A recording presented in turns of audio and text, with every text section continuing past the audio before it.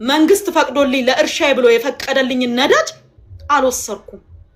ራሳቸው ናቸው እስር ቤት እያለውኝ ሰብረው ገብተው የሸጡት ማለት ነው። ለዛ ደግሞ ማስረጃውን ራሳቸው ቁጭ አድርገዋል። ወርሰን ሸጠናል ብለው ፍርድ ቤት አቅርበው አስወስነው መሸጣቸውን ሰነድ አለኝ ፌስቡክ ላይ ለቅቄዋለሁ። ያንን ሰነድ ማለት ነው።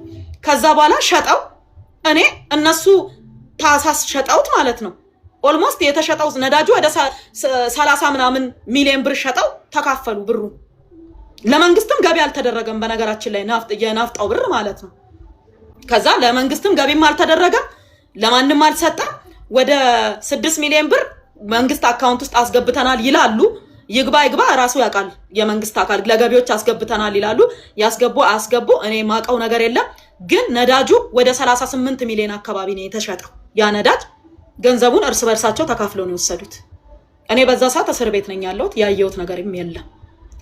ተፈትቼ ስወጣ ነዳጁ ኦሬዲ ተሽጧል። የለም ነዳጁ። ቀጥታ ለፌደራል ፖሊስ አመለከትኩኝ። ህጋዊ ሆነ ነዳጅ እንድሰራ መንግስት የፈቀደልኝ ራሴ በገንዘብ የገዛሁት ነዳጅ ተሽጦብኛል ያለ አግባብ ልክ አይደለም ብዬ አመለከትኩኝ። ከዛ በኋላ እያየነው ነው እናይልሻለን ሰነዱን አምጪ አሉኝ። ሰነዱን እንዳለ ሰብስቤ አቀረብኩኝ ለፌደራል ፖሊስ። እሺ ብለው ተቀበሉ። ነገሩን መርምረን እያየነው ያለውን ነገር እንገልጽልሻለን አሉኝ። እሺ አሉኝ። ስልኬንም አልመለሱልኝም። ሁለት ስልክ አይፎን 15 ፕሮ ማክስ እና 16 ፕሮ ማክስ ስልክ ሰጥቻቸው ነበረ። ያንን ስልክ አልመለሱልኝም። ራሳቸው ጋር ነው የቀረው። ኢቭን ፎረንሲክ ማለት ነው ምርመራዬን ጨርሻለሁ አጠናቅቄያለሁ ሲል ብዙ ጊዜ ስልክ ለምን እንደማይመለስ አላውቅም። አንዳንዴ ይመለሳል አንዳንዴ አይመለስም። የኔ ግን አልተመለሰም በአጋጣሚ ማለት ነው። መርማሪዎች እጅ ነው ያለው። ከዛ እንግዲህ እንዳየሁት ከሆነ ማለት ነው አንደኛ እኔ እንድሰራ አልተፈለገም። ክሱ ላይ ተከሆነ በረከት ነዳጁን የሸጠችው ለወርቅ አቅራቢ ወይም ለወርቅ አምራች ድርጅት ነው ነዳጁን የሸጠችው ይላል ክሱ ማለት ነው። በመጀመሪያ ደረጃ ራሴ ወርቅ አምራች ነኝ። እዛው እርሻ ከምሰራበት ቀበሌ ውስጥ ማለት ነው። በረከት እርሻ እየሰራሽ ነው ገቢው የገፍሽ ነው ለምን ወድንም አትገቢም ለምን ለብሔራዊ ባንክ አታቀርቢም ብለው የማዕድንን ቦታ ስለሰጡኝ ማዕድን ማምረት ጀምሬያለሁ። ገና ዘንድሮ ነው በ2018 ማለት ነው። ለራሴ እፈልጓለሁ ለራሴ አይበቃኝም። ነዳጅ ማለት 1000 10000 100000 ሲባል ትልቅ ይመስላል። ትልልቅ የሄቪ ዲዩቲ ማሽኖችን ታንቀሳቀስ ግን ማለት ነው ያ ማለት ምንም ማለት አይደለም። ያ ነዳጅ ማለት ነው። እና ያ ነዳጅ ሳይሰጠኝ እርሻ ስራ አቁሙ ብላቴ ማለት ነው በነዳጅ እጥረት ምክንያት ቲማቲም ከጥቅም ውጪ ፓፓዬ ከጥቅም ውጪ ምን የመሳሰለ አትክልት ከጥቅም ውጪ ሆኖብን ማለት ነው ብዙ ነገር ተበላሽቶብኝ እንግዲህ እኔ ለምን እንዳልሰራ እንደተፈለገ አላውቅም። ወይ ደግሞ ምናል በረከት ታዋቂ ማንም ሰው እናስራለን ብለው ለማሳየት ፈልጎ ከሆነም አላውቅም። እውነት ለመናገር የራሳቸው ግን እኔ እርግጠኛ ሆኜ ምነግር የሆኑ የተደራጁ ቡድኖች አሉ። በጣም የተደራጁ ፌደራል ፖሊስ ውስጥ አሉ። የጸጥታ አካላት እሱ ጋር ከመግባታችን በፊት አይደለም ይውልክ አንድ ላይ የተያዘ ነገር ስለሆነ ፊራ አንዴ ስማ ይውልክ እሺ ገባ አርቲፊሻል ኢንተለጀንስ ውስጥ አሉ ፍትህ ሚኒስቴር ውስጥ አሉ እጅግ በጣም የተደራጁ ሰዎች የራሳቸውን አጀንዳ የሚያስፈጽሙ ማንንም ይሁን ማንንም ከመምታት ወደ ኋላ ማይመለሱ ህግ ከለላ እየሰጣቸው በቃ የህግ ውስጥ ነው ያሉት እነዚህ ሰዎች ገባ። እኔ ባልሸጥኩት ነዳጅ ራሳቸው ሸጠው በወሰዱት ነዳጅ እኔ እስር ቤት እያለሁ ለተሸጠ ነዳጅ በድንገት ተከሳሽ ሆኜ መጣሁ። እኔ እኮ ተሽጦብኛል ብዬ እኮ ለፌደራል ፖሊስ አመልክቼ ምርመራ ላይ ነው ያለው ፌደራል ፖሊስ እያየልኝ ነው ያለው ኬዙን ማለት ነው። ተሽጦብኛል ነዳጁን አልወሰርኩም ብዬ 25 ሚሊዮን ብር የከፈልኩት አልወሰርኩም ነዳጁን ብዬ አመልክቼ ሳበቃ ማለት ነው መርምረው የሆነ ነገር ማድረግ ሲችሉ እኔ ራሴ ጭራሽ ተከሳሽ ሆኜ መጣሁ። ነዳጁን አባክነሻል ሸጠሻል ተብዬ ማለት ነው ያልወሰርኩትን ነዳጅ እስር ቤት እያለሁ የወጣ ነዳጅ ከጅቡቲ ገባክ። ይሄ ነው የተከሰተው ነገር። ይሄ ነው የተፈጠረው ነገር። እንደማንኛውም ሰው በሚዲያ ነው ያየሁት። በዛ ላይ ደግሞ ልክ እንደጠፋው ቆይ እኔ አንድ ጥያቄ ልጠይቅ። ፊንቴክ ኢንቨስትመንት ስለ ፊንቴክ ኢንቨስትመንት ስናወራ ዋናው መስራቹ ሰውዬ ማን ነበር ስሙ? ዋናው ሰውዬ ፊንቴክ እኮ ግርማይ ገብረ ሚካኤል ነው የሚባለው የሳውዝ አፍሪካው ዋንጫ ያዘጋጀ የነበረው ግርማይ ነገ ሰው እንሆናለን፣ ታክሲ ሰርተን እንለወጣለን፣ የተለያየ ንብረት ሸጠው ከየትም ከዘመድ ከወገንም አስቸግረው በጣም ምስኪን ወገኖቻችን ወስደው ያስረከቡትን ገንዘብ 1.6 ቢሊዮን ብር ይዞ ጠፋ የተባለ ሰው ነው። ክስ ከተመሰረተበት 2 ወር አልፎታል። ይሄ ሰውዬ ወንትር ተብሎ ተለጥፎ አይተው ታውቃለህ? ተፈላጊ ተብሎ ተለጥፏል። እስካሁን ድረስ አይተዋል? እሱን ሰው አላየኸውም? ስንት አይነት ሰው እያገቱ አፈርድም የሚያበሉ ሰላማችንን የነሱ መግቢያ መውጫ ያሳጡ። ቢያንስ እኔ ሰላሌ ላይ ውሃ ፋብሪካ አለኝ፣ ሄጄ አይቼው አላውቅም። ፋብሪካው ኢጦሳ ላይ ቄራ አለኝ፣ ሄጄ አይቼው አላውቅም። ዱግዳ ላይ እርሻ አለኝ፣ አይቼው አላውቅም። ጀጁ ላይ እርሻ አለኝ፣ አይቼው አላውቅም። ምክንያቱም እፈራለሁ፣ መሄድ አልችልም። ለዛ ሰላም የነሱን የተለያየ ሰው ደም የሚያፈሱ መኪና እያገቱ ስንት ጓደኞቼ በጠራራ ፀሐይ ተገለዋል እኮ በጠራራ ፀሐይ። ያንን ድርጊት የፈጸሙ ስንት ነገር ያደረጉ ሰዎች ተፈላጊ ተብለው ባልተፈለጉበት ሁኔታ በረከት ሀገር ላይ 8 ሚሊዮን ብር ኪሳራ አድርሳለች። 8 ሚሊዮን ኢትዮጵያ ብር ኪሳራ አድርሳለች። 8 ሚሊዮኑን ምነው አንድ መኪና አሮጌ መኪናን ወስደው ሸጠው አይወስዱ? ምን ችግር አለ? ገባ አድርሼ ከሆነ ያንን ራሴ ነኝ የነዳጁን ብር የከፈልኩት። ነዳጁን የወሰዱት ራሳቸው ናቸው፣ የሸጡት እነሱ ናቸው። እኔ እስር ቤት ነበርኩ በዛ ሰዓት ነዳጁ ሲሸጥ ማለት ነው። ገባ ያ በሆነበት ሁኔታ ማለት ነው። እንዴት ነው እኔ 8 ሚሊዮኑን ኪሳራ ያደረስኩት መንግስት ላይ? ያልወሰድኩትን ነዳጅ አልወሰድኩም እኮ ነዳጁን። ለዛም በህጋዊ መንገድ ይሰጣት ይፈቀድላት ተብሎ የተፈቀደልኝን ነዳጅ ገባት የተፈቀደልኝን ነዳጅ ሳልጠቀም ሳልወስድ 8 ሚሊዮን ኪሳራ እንዴት ነው ያመጣሁት? እስቲ እንዴት ነው ያደረኩት? እኔ ነኝ እኮ የከሰርኩት። ብሬም ተወስዶ ነዳጄም ተወስዶ ሳልወስድ ምኑንም ነገር ሳልወስድ ባዶ እጄን የገባሁት ገባ። እኔ በረከት ነኝ። እንዴት አድርጌ ነው 8 ሚሊዮን ኪሳራ ሀገሪቷ ላይ ያደረኩባት? ገባ። እኔ ይሄንን የሰራቸውን ስራ የምታውቃቸው ናቸው። ዘርዝሬ ልናገር ብል ማለት ነው። ገባ። እኔ አንድ ነገር እንድትገነዘብልኝ ወይም እዚህ ጋር የሚሰማኝ ሰው እንዲገነዘብልኝ የምፈልገው አንድ ነገር አለ። ትምህርት ቤት ከአንድም 3 ገንብቻለሁ። ምገባ ማዕከል ከአንድም 2 ገንብቻለሁ። አንዱ በመጠናቀቅ ላይ ነው። ክሊኒክ ገንብቻለሁ። ለመከላከያ ረድቻለሁ። ለፌደራል ፖሊስ ረድቻለሁ። ጎፋ ላይ ችግር ሲደርስ ነበርኩ። ወላይታ ላይ ችግር ሲደርስ ነበርኩ። የቦረና ድርቅ ላይ ነበርኩኝ። በማንኛውም ሰዓት ወገኖቼ በፈለጉኝ ሰዓት ሁሉ አለው። እንደሌላ ሰው ከማበላቸው ከምጦራቸው አረጋውያን ጎኖኜ ቪዲዮ ተነስቼ አልፖስትም። ምክንያቱም እግዚአብሔር ከመዘገበልኝ እግዚአብሔር ካየልኝ ይበቃኛል ብዬ ስለማስብ ሰዎቹንም ማሳቀቅ ስለማልፈልግ የምመግባቸውን ሰዎች 10 የማስተምራቸውን ህፃናት 10 እየቀረጽኩኝ መልቀቅ አልፈልግም ቪዲዮ። እነዚህ ህፃናት ነገ አድገው የት እንደሚደርሱ አይታወቅም። ስለዛ አበላቸው መገብኳቸው ብዬ ሰዎችን እያነሳው ቪዲዮ መለጠፍም መቅረጽም ማድረግም አልፈልግም። ከንጹህ ላቤ ከእርሻዬ አምጥቼ ከ1000 በላይ አረጋውያንን እጦራለሁ። 400 ህፃናትን መግቤ አስተምራለሁ። ኦሮሚያ ላይ 3 ትምህርት ቤት ገንብቻለሁ። አንደኛው ትምህርት ቤት በመጠናቀቅ ላይ ነው ያለው። ይሄንን አርጋለሁ። ምገባ ማዕከል አዲስ አበባ ላይ ትልቁን ምገባ ማዕከል የገነባሁት እኔ ነኝ። የአዲስ አበባ ከተማ በልማት የወርቅ ተሸላሚ ነኝ። ኦሮሚያ ክልል ከፍተኛ ስንዴ አምራች ተሸላሚ ነኝ። አርሲ ሊጣ ላይ ተሸላሚ ነኝ። አርሲ ላይ ተሸላሚ ነኝ። ደቡብ ክልል ተሸላሚ ነኝ። እውነት ለመናገር ከዛም አልፎ ተርፎ የአፍሪካ ስራ ፈጣሪ ሴቶች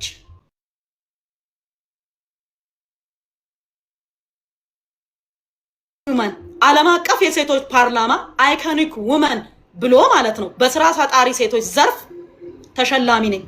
የ2025 ዱባይ ላይ ሄጄ ዋንጫ ይዤ መጥቻለሁ።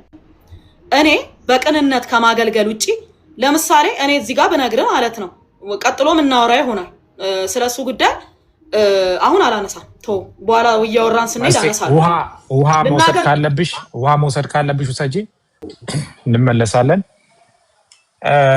ቅድም ስትናገሪ እንደገናም ደግሞ አንድ ደብዳቤ እጄ ላይ አለ። ምናልባት አይ ቲንክ የተያዘ ነዳጅ እንዲለቀቅ ስለመጠየቅ ይላል። ስለዚህ ጉዳይ እንድትነግሪ እንፈልጋለን። ለህዝቡ አነብና ደብዳቤው መጀመሪያ ህጋዊ ስለመሆኑ ቤንሻንጉል ነው የጋምቤላ ህዝባዊ ብሔራዊ ክልላዊ መንግስት በአኝዋ ብሔራዊ ዞን የሚልና ማህተብ ያለው የኢትዮጵያ ባንዲራና የክልል ባንዲራ ያለበት ፊርማ ማህተብ ያለው ኡጁሉ እዋጎ የሚል ያለበት ህጋዊ ስለመሆኑ እንትን አደርጋለሁ። ከዛ ላንብበው። ምንድነው የሚለው? በጋምቤላ ህዝባዊ ብሔራዊ ክልላዊ መንግስት በአኝዋ ብሔር ዞን የዲማ ወረዳ መስተዳድር ጽህፈት ቤት ይላል። ቁጥር ዴኤስ ምናምንና 70/018 ይላል። ቀን በ14/01/2018 ይላል። ጋምቤላ ይልና ጉዳዩ የተያዘ ነዳጅ እንዲለቀቅ ስለመጠየቅ ይላል። ከላይ በርዕሱ ለመግለጽ እንደተሞከረው በዲማ ወረዳ አቻና ቀበሌ ከተለያዩ ማህበራትና አርሶ አደሮች ጋር በኮንትራት ሲያለሙ የቆዩ እና በዚህ ወረዳ አቻና ቀበሌ የራሳቸው 400 ሄክታር የእርሻ ኢንቨስትመንት ስራ ላይ የተሰማሩ ወይዘሮ በረከት ወርቁ አይደራ የእርሻ ኢንቨስትመንት በረከት ገበሬዋ ለስራቸው ይረዳ ዘንድ ከጅቡቲ መሆነ ከመሃል ሀገር ያስመጧቸው ጭነት ነዳጅ ጨምሮ በደቡብ ምዕራብ ክልል ሚዛን አማን ከተማ በቀረጥና የኮቴ ከፍተኛ ክፍያ እየተጠየቁ መኪኖቹና ሹፌሮቹ ያለአግባብ ለቀናት ታስረው በመቆየታቸው ስራቸውን ለመስራት እጅጉን እንደተቸገሩና የሚያመጡትን መኪኖች ትክክለኛ መዳረሻ መሰማራታቸውን ይዘው እየተጓዙ ቢሆንም መዳረሻቸው ሳይደርሱ መንገድ ላይ ለቀናት እያቆሙ ስለሆነ የነዳጅ የተያዘው የነዳጅ ሰሌዳ ቁጥር 87 233 26 63 97 የሆነ መኪና ያለ አግባብ ሚዛን አማን ከተማ ላይ ስለቆመ እንደሚታወቀው አርሶ አደሯ በእርሻ ስራዋ ከፍተኛ ውጤት ያስመዘገበችና ኑሮ ውድነት ላይ ከፍተኛ አስተዋጽኦ ያደረገች መሆኑን በወረዳችን ውጤታማ ስራ እየሰራች መሆኑን ከግምት ውስጥ በማስገባት የተያዘው የነዳጅ ቦቲ ወደ ትክክለኛው መዳረሻ እንዲመጣ ከሚመለከታቸው አካላት ጋር በመነጋገር መፍትሄ እንዲሰጣቸው በአክብሮት እንጠይቃለን ይልና የጋምቤላ ህዝባዊ ክልላዊ ብሔራዊ መንግስት ፖሊስ ኮሚሽን ይላል። ግልባጭ የተላከላቸው ለጋምቤላ ህዝብ መንግስት ኢንቨስትመንት ኮሚሽን ይላል። ለጋምቤላ ህዝባዊ ክልላዊ መንግስት ዲያስፖራ ማስተባበሪያ ጽህፈት ቤት ይላል። ለወይዘሮ በረከት ወርቁ አይደራ ዲማ ይልና ኡጁሉ አጉዋ የዲማ ወረዳ ዋና አስተዳዳሪ ይላል እና እዚህ ጋር ነዳጁ እንደተያዘ ይናገራል። ቅድም ያነሳሽው ሐሳብ ደግሞ አንቺ እስር ቤት እያለሽ ነዳጁ ተጭኖ ወደ ዲማ ወደ ጋምቤላ እንደሄደ ገልጸሽልን ነበር። እዛ እያለሽ አንቺ 25 ሚሊዮን ብር ከፍዬ ነው ነዳጁን የገዛሁት ከኖት ጋር የተፈራረምኩት አለ እና እስር ቤት እያለው ነዳጁ ወጪ ተደርጎ በራሴ ብር የገዛሁት 25 ሚሊዮን ብር ነዳጁ ወጪ አድርገውት ሸጠውታል። ከተሸጠ በኋላም ደግሞ የተሸጠውን ነዳጅ ለፌደራል ፖሊስ ክስ መስርቻለሁ እንዲጠየቅልኝ ብያለሁ። ጥያቄን አቅርቤያለሁ። ጥያቄ ላይ ያለ መልሰው እነሱ ነዳጅ እንደ 8 ሚሊዮን ብር ኪሳራ እንዳደረስኩ አድርገው ነው የከሰሱኝ። ስለዚህ እኔ ያወጣሁት ወጪ 25 ሚሊዮን ብር ነው እና እዚህ ጋር አሁን ነዳጁ እንደተያዘና እንዲለቀቅ ጥያቄ ማን የያዘው አካል እዚህ ጋር ማን ነው የያዘው መጀመሪያ ነዳጁን? ስለዚህ እዛ ከተራገፈ በኋላ ደግሞ ወጪ ያደረገው ማን ነው? ከዛስ ፌደራል ፖሊስ ምን መልስ ሰጠ? ለሱስ ማመልከቻ ያስገባሽበት ቀንና ሰዓት ደብዳቤዎች አሉሽ? ለህዝቡ ፍርድ ቤት ይሄን ነገር ጥያቄ ሲቀርብ በፍርድ ቤት ቆመሽ የፍርድሽ ቀን ወይ የቀጠሮ ቀን እነዚህ ነገሮች በትክክለኛነቱን ለማረጋገጥ ያስችልሻል ወይ? አለሽ ወይ ሰነዶቹ? የፌደራል ፖሊስስ ይሄ ክስ እጁ ላይ ያለ ታዲያ ለምን አንቺን ወንትድ ብሎ ሊያወጣ ፈለገ? ምንድነው ጉዳዩ ብለሽ ታስቢያለሽ አንቺ? ይኸውልህ አሁንም እንደምናግርህ ምን እንደተፈለገ አልገባኝም። እርግጠኛ መሆንልህ ደግሞ ከዚህ ጉዳይ ጀርባ የራሳቸውን አጀንዳ የሚያስፈጽሙ ሰዎች አሉ ብዬ አምናለሁ። በጽኑ ነው ማምነው። ገባክ? እኔ ነዳጁ ተያዘ ተባለ እንደነገርኩ እኔ እስር ቤት ነኝ ያለሁት። ነዳጁ ተያዘ፣ ተጻጻፉ፣ ይለቀቅ የሚል አካል አለ፣ አይለቀቅም የሚል አካል አለ። እሱን ሁሉ ስወጣ ነው ያየሁት፣ ደብዳቤዎቹ ማለት ነው። ከዛ በኋላ ያ ነገር ነዳጁ ሄዶ ተለቆ ነዳጁ ተራግፏል። የት ማደያ ቀጥታ መጥቶ ተራገፈ። ከተራገፈ በኋላ ነው ዲፖን ሰብረው እንደገና ጨረታ አወጣም ብለው እዛው እርስ በርሳቸው ቃለ ጉባኤ ይዘው ተፈራርመው ነዳጁን ሸጡት። ከፈለክ ከላኩል ሰነዶች ውስጥ ኢና የጨረታ ሰነዱ አለ ማየት ትችላለህ። እንዳጫረቱና 47000 ሊትር ብቻ እንደሸጡ አድርገው የነበረው ነዳጅ ዲፖስት የነበረው የተራገፈው ነዳጅ ዲስፓቹ እንደሚያሳየው 93 የተፈቀደልኝ 100000 ሊትር ነው። ቦቴዎቹ 100000 ሊትር ስለማይችሉ 93851 ሊትር ናፍጣ ይዘው ነው የመጡትና ያራገፉት።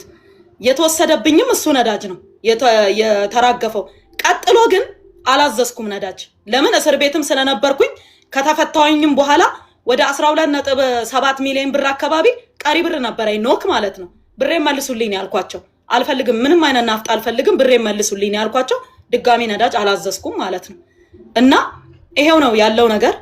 አመልክቼ ለጠበቃዬ ሁሉንም ሰነድ ሰጥቼው የእያንዳንዱን በህጋዊ መንገድ እንደተጻፈልኝ ምርት በህጋዊ መንገድ እያመረትኩ እንደሆነ ያለ አግባብ እንደተወሰደብኝ ግለሰቦች እንደተጠቀሙ 38 ሚሊዮን መሸጡን ከ38 ሚሊዮን እርስ በርሳቸው ግለሰቦቹ ደህንነት ውስጥ ያሉ ሰዎች፣ ፖሊስ ውስጥ ያሉ ሰዎች፣ የተለያዩ አመራር ንግድ ቢሮ ውስጥ ያሉ ሰዎች ገንዘቡን ተካፍለው እንደበሉ ነዳጁን በፍጹም እኔ እንዳልተረከብኩኝና እኔ እስር ቤትን ያለው ነዳጁ እንደተሸጠ አመለከትኩ ማለት ነው። እንግዲህ ያንን አመልክቼ ምንም አይነት መልስ ሳይሰጠኝ ሰነዱን አሟልቻ አቅርቤ እንደዚህም ነው እንደዛም ነው ሳይባል ማለት ነው እኔ ቀጥታ ሶሻል ሚዲያ ላይ ተከሳሽ ሆኜ ቀረብኩ ማለት ነው። ይሄው ነው። ምንም የደረሰሽ መጥሪያ የለም። ስለዚህ አንቺ እንዳንቺ ግምት ወይ ደግሞ ሶሻል ሚዲያ ላይ እንዳየነው ህዝቡም እንዳየው ለአንቺ ምንም መጥሪያ ሳይደርስ ወይ ደግሞ የክስ ደብዳቤ ሳይደርስ ጠፍታለች በሚል ነው ወንትድ ብሎ ያወጣሽ ማለት ነው። ምን መሰለህ ነግሬያለሁ እኮ ትልቅ በ1.5 ቢሊዮን ብር የተከሰሰ የፊንቴኩ ሰውዬ ከተከሰሰ ድፍን 2 ወሩ ነው። እስካሁን ፖሊስ ወንትድ አላለውም። ፍርድ ቤት ቀርቦ አቅም ከሀገር ውጭ ነው ያለው። እሱም ወንትድ አላለውም። እኔ በረከት በ29 ክስ ተመሰረተብሽ ተባልኩኝ። መቼ? ከ2 ቀን በፊት ማለት ነው።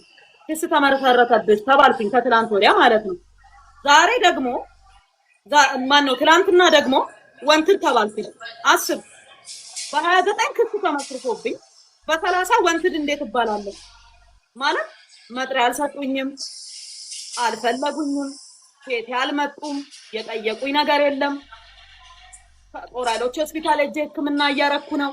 የተለያየ ፋርማሲ ሄጄ እረፍት ላይ ነኝ ያለሁት፣ ስራ ላይ አይደለሁም ያለሁት።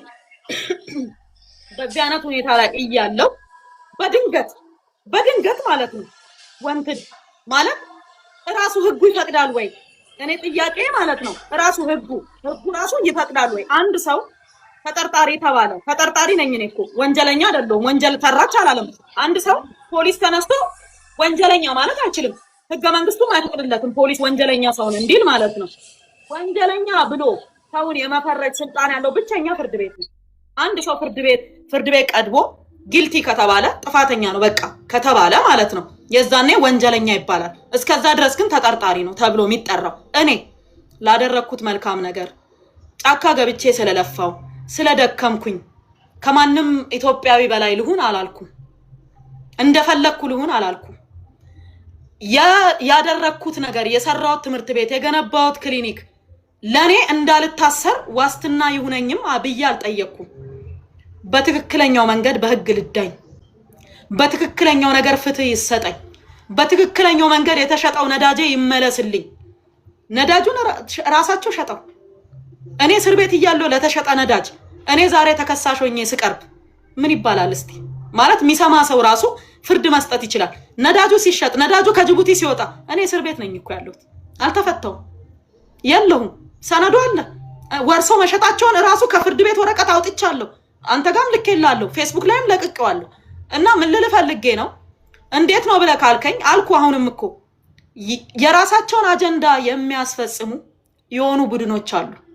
ለስልጣን ሊሆን ይችላል፣ ለሀብት ሊሆን ይችላል፣ ለተለያየ ነገር ከዚህ ጉዳይ ጀርባ በጣም ብዙ ሰዎች አሉ ብዬ አምናለሁ።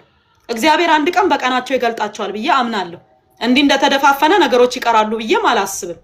ግን እኔ ምለው የተሸጠብኝ ነዳጅ እኔ በታሰርኩ ጊዜ ከጅቡቲ ለወጣው ነዳጅ በረከት ለምን ወንት ተባለች? ምን አጥፍቼ የማንን ምን ነክቼ ምን አድርጌ? ገባክ? ሌላውን ተው። እኔ ልንገርክ የኔ እርሻ ማዳበሪያ የመጠቀም ኮታው በአመት 10,000 ነው። ግብርና ሚኒስቴር አለ። ይሄን እየሰሙ ከሆነ ወይም ነገም ከነጎዳ ሪካርድ ተደርጎ ከሰሙ መናገር ይችላሉ። ወስጄ አላውቅም ማዳበሪያ ከመንግስት ወረዳ እኛ ጋር ቀበሌ እንደማንኛውም ሰው ለማመርታት ምርት ለምሳሌ ጭራሽ ማዳበሪያ የማልጠቀምባቸው ምርቶች አሉ። ማዳበሪያ ለምጠቀምባቸው ምርት ገበሬ ለሌሎች ገበሬዎችም ለሌሎች ኢንቨስተሮችም ወረዳ ሲመጣ እንደማንኛውም ሰው 100 200 ስንትም ኩንታል አስፈቅጄ ወስዳለሁኝ እንጂ ይሄ ለኔ ኮታ ተብሎ በእርሻ ልክ የተደለደለልኝ 10,000 ኩንታል አንድ ቀንም ወስጄ አላውቅም ከመንግስት እጅ። አንድ ቀንም ከመጋዘን አውጥቼ ወስጄ አላውቅም። አንድ ቀንም እሱ አለ። ሁለተኛ ደግሞ ልንገርህ ማንኛውም ገበሬ እርሻ ከጀመርኩ 12ኛ ዓመቴ ነው። ጭራሽ ሳያርሱ ጭራሽ አንድ ነገር ሳያደርጉ ሰዎች መጀመሪያ የሚሰጣቸው ፒክአፕ ማመልከት ይችላሉ ከቀረጥ ነፃ፣ አምቡላንስ ማመልከት ይችላሉ ከቀረጥ ነፃ፣ በጣም ብዙ ዕቃ ማምጣት ይችላሉ ከቀረጥ ነፃ። ይሄው ጉምሩክ ይመስክር መጥቶ ይናገር በረከት ወስዳለች ካለ ብታምንም ባታምንም የኔ እርሻ አንድም ዲዩቲ ፍሪ መኪና የለውም። አንድም ቀን ዲዩቲ ፍሪ መኪና አስገብቼ ነድቼ አላውቅም። በእርሻ ስም ማለት ነው። በእርሻዬ ስም ሰው ብረት አምጥቶ ይጠቀማል። ያን ሁሉ መጋዘን ስገነባ ብረቱን የጫንኩት ከመርካቶ ነው እንጂ ዲዩቲ ፍሪ አላስገባውም። መኪና ዲዩቲ ፍሪ ፒክአፕ የሚባል ነድቼ አላውቅም። ማዳበሪያ ከመንግስት እጅ ወስጄ አላውቅም። በኮታዬ በምችለው አቅም ከወረዳ ወስዳለሁ። በምችለው ከሌሎች ገበሬዎች ጋር አብሬ ስለምሰራ ማለት ነው። እኔ በረከት እዚች ጋር አጭበረበረች፣ እዚህ ጋር ዘረበች። ዲዩቲ ፍሪ ተጠቅሜ ማላውቅ ሰው ነኝ። ጉምሩክ ቼክ ማድረግ ይችላል ሰነዴ። መኪና እኔ ዲዩቲ ፍሪ ፒክአፕ ነድቼ አላውቅም፣ አምጥቼ አላውቅም። አምቡላንስ አምጥቼ አላውቅም። ብረት ይፈቀድልኛል፣ አምጥቼ አላውቅም። ፈርኒቸር ይፈቀድልኛል፣ ተጠቅሜ አላውቅም። ምክንያቱም እኔ ታርጌቴ እኔ አላማዬ ሀገሬን ማገልገል፣ እርሻ መስራት፣ ሪሶርሳችንን እንድንጠቀም የምችለውን ሁሉ ጥረት ማድረግ እሱ ነው የኔ አላማ። ተው ሌላውን። የኔን እርሻዎች እኮ ልማት ባንክ ብድር የለባቸውም። ልማት ባንክ አልተበደርኩባቸውም። የኔ ፋብሪካዎች እኮ ከልማት ባንክ ነፃ ናቸው። ለምን? አብዛኛው ሰው ንብረት ወስዶ ቀጥታ ወደ ብድር ነው የሚሄደው። እኔ ግን አላስያዝኳቸው። ምነግር ነገር ለኔ ማሽነሪ ሲገዛ ሲንቄ ባንክ ማሽነሪ ገዝቶልኝ ያውቃል። እንደማንኛውም ሴት ኢንቨስተር እንደማንኛውም ገበሬ አበረታቶኛል። መቼም በጣም ነው ማመሰግናቸው። ማለት በጣም ትልቅ ባንክ ነው። በጣም ሰፊ ባንክ ነው። በጣም መልካም ባንክ ነው። እንደ ማሽነሪ ገዝቶ ስራሽን አስፋፊ፣ ስሪ፣ ጠንክሪ ብሎ እንደ ሴቶች ድጋፍ ሰጥቶኛል ሲንቄ ባንክ። በተረፈ ብዙ ሰዎች እርሻቸውን ሄዶ ያሲሳሉ። ገዝቶኛል ማለት ሲንቄ ባንክ ብሪፍ እንድታረጊልኝ ፈልጌ ነው። ገዝቶልኛል ማለት ስጦታ ነው ገዝቶ የሰጠሽ ወይስ ብድር ነው የሰጠሽ? ባንክ ስለሆነ ማሽን ገዛልኝ ሰርቼ እንድከፍል በ6 ዓመት ውስጥ ሰርቼ ከዛ ብራቸው መልሼ እንድከፍል ማለት ነው። ስለዚህ ምን ያህል ማሽነሪዎች ነው የገዛልሽ? ሎደር ገዝቶልኛል፣ ትራክተሮች ገዝቶልኛል፣ መዝሪያ ማሽኖች ገዝቶልኛል። ኦልሞስት ወደ 50 ሚሊዮን ብር የሚያወጣ 50 ሚሊዮን። ስለዚህ 50 ሚሊዮኑን እንደ ብድር ነው የገዛልሽ ማለት ነው። እንደ ብድር ነው የገዛልኝ። ከዛ ላይ 29 ሚሊዮኑን ከፍያለሁ። 29 ሚሊዮን ከፍለሻል። ስለዚህ አሁን ያው ከሲንቄ ባንክ ብድር ሲንቄ ባንክ አለብሽ። 29 ሚሊዮን ከፍለሻል፣ 50 ሚሊዮን ገዝቶልሻል ማለት ነው። ኦኬ ለምን? ከዛ በተረፈ ፋብሪካዎቼም ንብረቶቼም ከብድር ከልማት ባንክም ጭምር ብድር ነፃ ናቸው። ምክንያቱም እኔ በገንዘብ ሚኒስቴር በኩል በድጋፍ ጽፌ በገንዘብ ሚኒስቴር በኩል በዲያስፖራ ኤጀንሲ በኩል ንጹህ ገንዘቤን አምጥቼ ነው ኢትዮጵያ ኢንቨስት ያደረኩት። ንጹህ ገንዘቤን። ስለዚህ አሁን ብድር ያለብሽ አንቺ አሁን ብድር ያለብሽ 29 ሚሊዮን ብቻ ነው 21 ሚሊዮን ብቻ ነው። ምክንያቱም 50 ሚሊዮን ሲንቄ ባንክ ሰጥቶሽ ነበረ። 29 የተወሰነ ወለድ ይኖራል። በወለድ ስለሆነ የተወሰነ ወለድ ሊኖር ይችላል። ግን እንደ ወለዱን ትተን ለህዝቡ ብሪፍ እንዲሆን 50 ሚሊዮን ሲንቄ ባንክ አበድሮ ማሽነሪዎች ገዛልሽ። ከገዛልሽ በኋላ የማበረታ ካበደረኝ ገንዘብ 29 ሚሊዮኑን መልሻለሁ። 21 ይቀራል። ወለዶቹን ባንኩ በራሱ አሰራር መሰረት ይሄድ።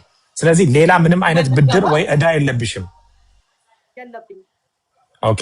እንደገና ማዳበሪያ ለአርሶ አደሮች ወይ ደግሞ ለኢንቨስተሮች የተለየ ማዳበሪያ የተሰጣቸው አሉ። አንቺ ግን የዛ እድል ተጠቃሚ ሳትሆኚ እንደማንኛውም ተራ አርሶ አደር ከአርሶ አደሮቹ ጋር እኩል ከወረዳ ነው የወሰድኩት ብለሻል። ስለዚህ መንግስት ግን በሚሰራው አሰራር በራሱ አሰራር ለኢንቨስተሮች የተለየ የማዳበሪያ አሰጣጥ የሚሰጥ አሰራር አለው። ለመሬት ልክ ነው። ስለዚህ ለምን መጠቀም አልፈለግሽም አንቺ? እድሉ ካለ አሰራሩ ካለ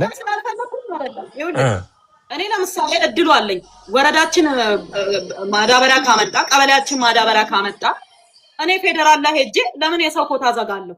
ያ ማዳበሪያ እኔ ወስጄ ባስቀምጠው ማለት ነው ገባ ከሌሎቹ ተወስዶ ነው ድጎማ አለው ማዳበሪያ። በነገራችን ላይ በአመት እስከ 20 ቢሊዮን ብር መንግስት ይደጉማል ለገበሬ ማለት ነው። እስከ 80 ቢሊዮን ብር ድረስ ሊደጎም ይችላል ማዳበሪያ። ገባክ? ማዳበሪያ ይደጎማል። በድጎማ የመጣ ማዳበሪያ ወስጄ ከማስቀምጥ ወስጄ ከማከማች ስፈልግ ብቻ ነው የምወስደው። ወረዳችን ደግሞ ያመጣል ማዳበሪያ ይደርሰዋል፣ ይመጣለታል። ከዛ ላይ እጠቀማለሁኝ እንጂ አንስቼ ክምችት ብዬ በፍጹም ወስጄ አላቅም፣ አስቀምጬ አላውቅም። የሌሎችን ገበሬዎች ኮታ መዝጋት አልፈልግም። ኦኬ። ማለቴ ለምን ጥያቄዎችን እየበተናቸው እንድንሄድ መንግስት አሰራሩ ለኢንቨስተሮች ወይ ደግሞ እንዳንቺ ላሉ ትልልቅ ሰፋፊ እርሻ ላላቸው ለኢንቨስተሮች የተለየ ኮታ አድርጎ የሚሰጥ ከሆነ ለወረዳው የሚላከው ደግሞ ያንቺንም አካቶ ነው ወይ ወረዳው በውስጡ ባሉት ለኢንቨስተሮችም አካቶ ነው ወይ ወረዳው ማዳበሪያ የሚረከበው? ምክንያቱም ሌሎቹን አርሶ አደሮች መጉዳት እንዳይሆን እንደ ሁኔታው ለምሳሌ ማመልከቻ ጽፌ የኔ ኮታ ወደ ወረዳዬ ይምጣልኝ ካልኩኝ ወረዳው ኮታዬን ይወስዳል። ኦኬ። ስለዚህ የፌደራል መንግስት የመወስደው ካልኩኝ ከፌደራል ይወስዳለሁ ማለት ነው። ስለዚህ ስለዚህ መንግስት ያንቺን ኮታ በረከት ገበሬው ወይ ደግሞ የተለያዩ ኢንቨስተሮች በዚህ ወረዳ ውስጥ ይገኛሉ ብሎ ለአንቺ በመሬትሽ ልክ ማዳበሪያ ወደዛ ወረዳ ይልካል ማለት ነው። ኦኬ። ሌላ አይ ቲንክ ህዝቡ የነዳጁን ጥያቄ በተቻለ መጠን ተመልሶለታል ብዬ አስባለሁ። ምክንያቱም የተከሰስሽበት ጉዳይ የማዳበሪያ ጉዳይ ወይ የመሬት ጉዳይ ስላልሆነ የነዳጅ ጉዳይ ስለሆነ አንቺ 25 ሚሊዮን ብር አውጥተሽ ነዳጅ ገዝተሻል፣ እነሱ በ8 ሚሊዮን ብር ከሰውሻል። ከዚህ ጀርባ አንዳንድ ግለሰቦች እንደሚያነሱት በድፍረትም ልጠይቅ የምፈልገው የፖለቲካ እድምታ አለው፣ የፖለቲካ እድምታ ጫና አለው ብለሽ ታስቢያለሽ? ምክንያቱም እየሰራሽ ስለሆነ ሀገሪቱ ላይ እየሰራሽ ነው። እንደምትናገሪው ከሆነ እያየነውም ከሆነ አንዳንድ ብዙዎቻችን እንደምናየው በተለይ ወደ ምንድነው ብላቴ ነው ምናምን የሚባለው አካባቢ ደረቃማ የሆነ ለምቶማ ቦታ በጣም አልምተሹ ውሃ ሁሉ ቆፍረሽ በሶሻል ሚዲያሽ ላይ ለቀሽ አይተናል። እና እንደዚህ አይነት ጠንከር ያሉ ለሀገር የሚጠቅሙ መጥቀም ብቻም ሳይሆኑ ለብዙዎች አርአያ መሆን የሚችሉ ነገሮችን ስትሰሪ ታይቷል። ፌደራል ፖሊስ አንቺ ከሰሽ እያለ ጥያቄ ጠይቀሽ እያለ ምን አነሳስቶት ነው? አንቺን ምን አነሳስቶት ነው የ8 ሚሊዮን ብር ነዳጅ አክስራለች ወይ ደግሞ ሸጣለች ብሎ ሊናገር ወንትድ ብሎ ሊያወጣብሽ ይቻላል? ምክንያቱም አንቺ ከሰሻል። 25 ሚሊዮን ከኖክ የተፈራረሽ ሰነድ እጅሽ ላይ አለ።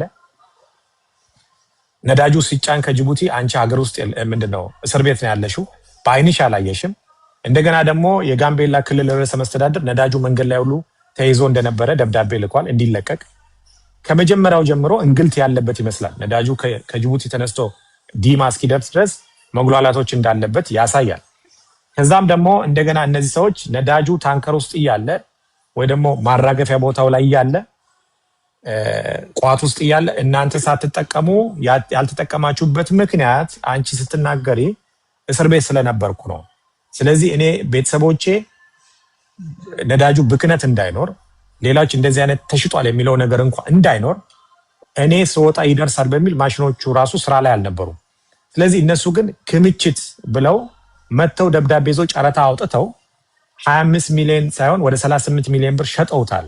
ስለዚህ በነዳጅ በእጅ ያልነካውትን ያላየውትን እስር ቤት እያለው ነዳጁን ከሸጡ በኋላ እኔን መልሰው ነዳጅ ሸጣለች ወይ ደግሞ ለወርቅ ነጋዴዎች ለወርቅ እንትኖች ማውጫዎች ነዳጁን አቀርባለች ሸጣለች የሚል ክስ መጥቶብኛል። እኔ ግን ነዳጁ ጉድጓድ ውስጥ ራሱ ማከማቻ ውስጥ ራሱ እንደሌለ ለፌደራል ፖሊስ ክስ አቅርቤያለሁ ነው የምትይው። ስለዚህ አሁን ይሄ እንደዚህ ሳየው ይሄ ከኋላው ምንድነው እድምታው? የፖለቲካ እድምታ አለው ብለሽ ታስቢያለሽ? ምክንያቱም አንቺ ብድር ከሌለብሽ ከውጭ ነው ገንዘቡን ይዘሽ የገባሽ ይመስለኛል። ከውጭ ሀገር መተሽ ኢንቨስት ስታረጊ ከውጭ ሀገር ወደፊት መተው ኢንቨስት ለሚያደርጉት ምን መልእክት ይኖረዋል? ይሄ አንቺ አሁን የውጭ ሀገር ኢንቨስተር ነሽ፣ ዲያስፖራ ነሽ፣ ከአየርላንድ ነው ከባለቤትሽ ጋር ገብተሽ ኢንቨስት ያደረግሽው። ከውጭ መተው ወደፊት ሀገሪቱ ላይ ኢንቨስት ለሚያደርጉ ምን መልእክት ይኖረዋል? ፌደራል ፖሊስስ ከምን ተነስቶ ነው አንቺን በዚህ እድምታ የፖለቲካ አዝማሚያ አለው ወይስ ሌላ አታኪንግ አለው? ምን ይመስልሻል ከአንቺ እይታ? ጥያቄው ግልጽ ከሆነልሽ ወይ ደግሞ በምትፈልጊው መንገድ ጫና የለብሽም በምትፈልጊው መንገድ መመለስ ትችያለሽ። እስቲ ይሄንን አብራሪልኝ። እሺ የፖለቲካ ኬዝ ይኖረው አይኖረው ምን አውቃለሁ እኔ ገባክ? እኔ ማቀው ቪአይፒ ወረቀት ያሽ ተብዬ መታሰሬን ነው ማቀው። ፍርድ ቤት ሲለቀኝ እንደ ቅድም እንዳብራራሁት በይግባኝ በምን 7 ጊዜ መፈቻ እንደተሰጠኝ ነው ማቀው። ስፈታ ደግሞ ኦሬዲ ነዳጁ ተሽጧል። ነዳጁን ሲሸጡ ደግሞ ዝም ብሎ አይደለም የሸጡት፣ ቃለ ጉባኤ ይዘው ተነጋግረው ተመካክረው ነው የሸጡት። ሸጠው ብሩን ያስገቡ አላውቅም፣ ገንዘቡ መግባቱን እንኳን አላውቅም እስከዛሬ ድረስ ማለት ነው። በዛ መሃል ግን ፌደራል ፖሊስ ምርመራ እንዲያደርግ በጠበቃዬ በኩል ጠይቄያለሁ። ምንድነው ቅድምም እንዳልኩት የሆኑ የተደራጁ ኃይሎች አሉ ብዬ አምናለሁ። ገባክ? እኔ ገንዘብ ይዤ መጥቼ አምኜ ሀገሬ ነው ብዬ ኢንቨስት አድርጌያለሁ። እንደምታውቀው የተለያየ ሶሻል ሚዲያ አርበኞች ክፍያ ተከፍሏቸው ጭምር ስለኔ እንዲያወሩ ተደርጓል። ፌደራል ፖሊስ ከታሰርኩኝ በኋላ ቢጠበቅ ሚከሰኝ የለም። በረከት እንዲያርጋለች 43 ሰው ነው 46 ሰው ከሷታል ብሎ አወንታ በርሲሳ ሚዲያ ላይ አውርቷል። ተበዳይ ነው አጭበርብራኛለች እያሉ ነው ብሎ አውርቷል ይሄ ሰውዬ። ከዛስ ፖሊስ ቢጠብቅ የለም ሰው፣ ፖሊስ ቢጠብቅ የሚጠይቅ ሰው የለም። ከዛ ስልኬ እጃቸው ላይ ስለነበረ የተለያየ ሜሴጅ ስለምጻጻፍ ከሰዎች ጋር ከሜሴጅ እያዩ መጥራት ጀመሩ። አንድም ኢትዮጵያዊ አንድም ሰው በረከት አጭበርብራኛለች ብሎ ፌደራል ፖሊስ አልከሰሰኝም። ጭራሽ የከሰሰኝም ሰው የለም፣ ግለሰብ ማለት ነው። በቪአይፒው ላይ ራሱ ምስክሮቹ እራሳቸው ፖሊሶቹ ናቸው። ምስክር ሆኖ ራሱ የተመዘገቡት ፍርድ ቤትም እንመሰክራለን ብለው የመጡት እራሳቸው ፖሊሶቹ ናቸው እንጂ ሲቪል ምስክርም የለብኝም የመሰከረብኝ ማለት ነው። ቀጥሎ ደግሞ እንደነገርኩ ህገወጥ የሰው ዝውውር ፍርድ ቤቱ ራሱ ምንም አይነት ህገወጥ የሰው ዝውውር አልተከሰተም ብሎ መዝገቡን ሙሉ ለሙሉ ነው የዘጋው ጭራሽ ማለት ነው። ቀጥሎ ደግሞ እዛው እስር ቤት እያለሁኝ ማንም ሰው እንደውም እኔ እሁድ ታስሬ ሐሙስ ዕለት አወንታን ጠሩት ደውለው በአይኔ አይቼዋለሁ። ምክንያቱም የሴቶች እስር ቤት ፊት ለፊት ነው። ወንዶችን ሊጠይቁ የሚፈልጉ የሚጠሩ ሰዎች ምርመራ ክፍል የሚገቡ ሰዎች በመስታወት ይታያሉ። አወንታን በአይኔ አይቼዋለሁ። ከዛ መጣ ለአንድ ሰዓት ከምናምን ቆየ፣ ወጣ ተመልሶ። ከዛ ምንድነው ብዬ ያው ውስጥ ለውስጥ ተጠይቃለ ምንድነው የተፈጠረው ስትል አወንታ 40 ምናምን ሰው ከሷታል አጭበርብራለች ብሎ ስለሰራ ቪዲዮ ሚከሰኝ ሰው ሲያጡ ማለት ነው፣ የሚጠይቅ ሰው ሲያጡ፣ እንዲያረጋችኝ የሚል ሰው ሲያጡ ራሱን ጠሩት። አወንታ ካለ እዚህ ቪዲዮ ላይ መምጣት ይችላል አሁኑኑ። ለምን ቀጥሬዋለሁ፣ ጽፌለታለሁ። አወንታ እጠብቅሃለሁ ላይቭ ላይ ብዬዋለሁ አለ ከስራ አለ። አወንታ በርሲሳ ግባ በሉትና እስቲ ሁላችሁም ኮሜንት ላይ እንትን በሉት አለ። ሞዴሬተሮች እያዩት ነው። አወንታ በርሲሳ ብትገባ ጥሩ ነው። ምክንያቱም አንዳንድ ጊዜ ሚዲያ ጠቃሚነቱ የተበደሉትም እውነት ያላቸውም ሰዎች ፊት ለፊት ቀርበው እንደዚህ የህግ አሰራሩንም የፍትህ ስርዓቱንም ያግዛል ብዬ አምናለሁ። ስለዚህ አወንታ በርሲሳ ሞዴሬተሮች አስገቡት። ቀጥይ በረከት። በኋላ ይመጡትና አወንታ 40 ምናምን ሰው አጭበርብራለች፣ ከሳለች፣ ወስዳለች፣ ገንዘብ ሼር ሸጣለች፣ እንዲሆናለች፣ እንዲያርጋለች፣ ሀገሪቷን በዚህና በዚህ አርጋለች ብለሃል። አዎ የታሉ ሰዎቹ ብለው ጠየቁት። እስቲ ስልካቸውን ስጠን፣ አድራሻቸውን ንገረን። ምክንያቱም በረከትን ሊከስ የመጣ ሰው የለም። መታሰሯን ያውቃሉ። ደውለን የጠራናቸው ሰዎች ራሱ ህጋዊ ውላለን፣ አብረን ተፈራርመናል፣ አላጭበረበረችንም፣ ዘገየብን ያለ ዘገይቶብናል፣ ካልሆነ ትሰጠናለች ያሉ ሰዎች አሉ። አንድም ሰው አጭበረበረችኝ ብሎ የመጣ የለም፣ ፌደራል ፖሊስ ማለት ነው። ከዛ በኋላ ይሄ ሰው እንደዚህ ካለ በኋላ ማለት ነው ጠየቁት። እኔ እኮ ኢንፎርሜሽን ሰዎች ሰጥተውኝ ነው እንዲህ የተበደሉ ሰዎች አሉ፣ እንዲህ የተደረጉ ሰዎች አሉ ብለው መረጃ ሰጡኝ እንጂ እኔ ጋር የመጣ የግል ተበዳይ የለም አላቸው። እኔ ጋር መጥቶ ብር ወሰደችብኝ ወይ እንዲህ ያረገች አትክልት ብዬ ከፍዬ አትክልቱን ከለከለችኝ ወይም አዘገየችብኝ ብሎ የጠየቀኝ በግል የለም። ሰው እኔ ጋር የመጣ ሰው የለም። ነገር ግን የሆኑ ሰዎች ግን ጥቆማ ሰጥተውኝ ቪዲዮን ሰርቻለሁ አላቸው ለፌደራል ፖሊሶች። ተናደዱ በጣም ታውቃለህ፣ በጣም ተናደዱ። ያላየኸውን ነው እንደምታወራው አሉት። ያልሰማውን ነው እንደምትናገረው። እኛ እኮ ሰዎቹ አንተ ጋር መጥተው የከሰሱ መስሎን ነው። አይ ሰዎቹ እንኳን እኔ ጋር አልመጡም ማለት ማንም ሰው አልመጣም ካለ ኤኒ ታይም ያቅርባቸው ሰዎቹ። ገባክ? በዛ ምክንያት ነገሮቹ ተዘጉ። እኔም ከእስር ቤት ተፈታው። ያለማንም እርዳታ ያለማንም ጣልቃ ገብነት ተፈትቻለሁ። በፍርድ ቤትና በፍርድ ቤት ብቻ ማለት ነው የተፈታሁት። አንድ እሱ ነው። ሁለተኛ ስለተለያየ ነገር በየጊዜው ማለት ነው ገንዘብ ተቀብሏል። ስሊፑን አሁን ልልክልህ እችላለሁ። 5000 ብር ሁሉ ነው የሚቀበለው። ብዙ ብር አይደለም፣ 5000 ኢትዮጵያ ብር። እውነት ፊንቴክ ላይ እኔ አሁን ከአንዳንድ ጊዜ አወራለሁኝ ከተለያዩ ሰዎች። ማን ነው 5000 የሚቀበል? ከአንቺ ተቀብሏል? ከኛ ሰራተኞች 5000 ተቀብሏል። በምን ምክንያት ነው 5000 ነው የተቀበለው?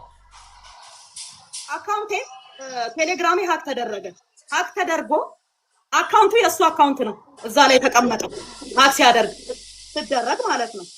እና 5000 ብር ላኪልኝ ተቸግሬያለሁ ብዬ እኔ ለሰው እንደላኩ ተደርጎ ገንዘቡ ወደ እሱ አካውንት ነው የገባው። 5000 ብር ስሊፑን ልክልሃለሁ እሱንም ማለት ነው። ወደ አዎንታ አላደረኩም ካለ ወደ አዎንታ አካውንት ነው የገባው 5000 ብሩ። 5000 ስሊፑን ልክልሃለሁ። ኦኬ። ምናልባት ማስ ጃም እያደረጉት ነው፣ ዲስኮኔክት ሊያደርግ ይችላል። ይሄኛውን አካውንት ፎሎ አድርጉትና በዚህ እንገባለን። ከተቋረጠ በዚህኛው አካውንት እንገባለን። ይሄ ሁለተኛ አካውንት አሁን ክሬት ያደረኩት ነው። ፎሎ አድርጉትና እንትን እያደረገ ነው፣ ሊዘጉት ይችላሉ። በዚህኛው እንገባለን ከተቋረጠ ማለት ነው። ሁላችሁም ይሄንን ፎሎ አድርጉ። ስለዚህ ስሊፑን ላኪልኝ ከተመቸሽ። አሁን ተበርሲሳ በዚህ ውስጥ ይሄው አሁኑ ነው። አንዴ ቆይ፣ ፍራኦል እየሰማኝ ነው? አሁን ሰማሁሽ። አመጣለሽ ዋትስአፕ ላይ ግባ። 5000 ብር የተላከው ነው ደረሰኝ ከነቀኑ ከነምኑ ነው የኢትዮጵያ ንግድ ባንክ። ኦኬ። ሌላ ደግሞ $1000 ለህዝቡ አሳያለሁ።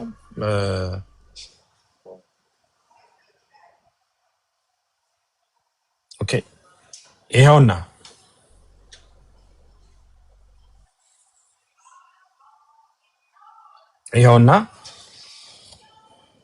ገዛኸኝ ተሬሳ ይባላል። ገዛኸኝ ተሬሳ ቢደጋ ነው ምንድነው የሚለው?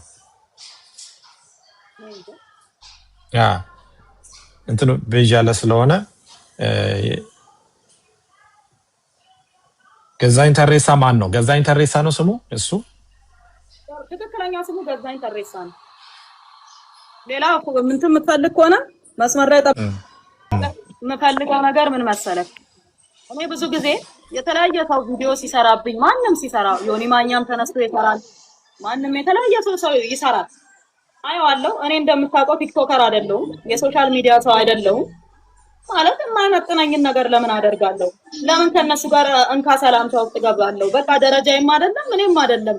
በቃ እኔ ለስራ ነው የወጣሁት፣ ስለ ስራዬ ብቻ አወራለሁ። በዛ መሀል የማይሆን ነገር ቢናገሩም የማይሆን ነገር ቢሉም እንኳን መልስ ባልሰጥ ይሻላል ብዬ ጸጥ ነው የምለው ብዙ ጊዜ ማለት ነው። እኔ እኮ ጸጥ አልኩ ማለት ገባህ? በቃ የሆነ አባባል አለ ተበዳይ ዝም ካለ ተከሳሽ ይሆናል ይባላል። ገባህ?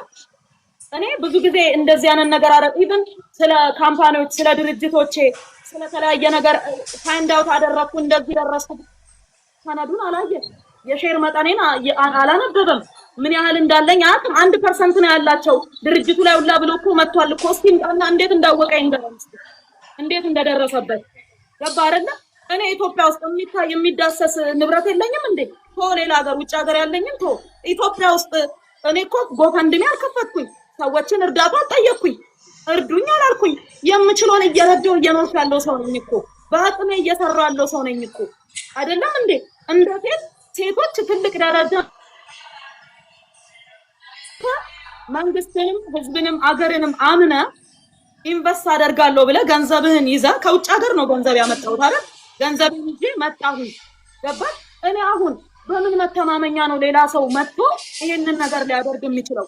በምን መተማመኛ ነው ሌላ ሰዎች መጥተው ኢንቨስት የሚያደርጉት? እንዴት ነው የሚሰሩት? ገባ? የመጣ ኢንቨስተር የመጣ ዲያስፖራ በጠቅላላ ኦልሞስት ኢትዮጵያ 90% የሚያክለው እኮ ንብረቱን ጥሎ ባዶ እጁን እኮ አብዶ ነው የሚወጣው።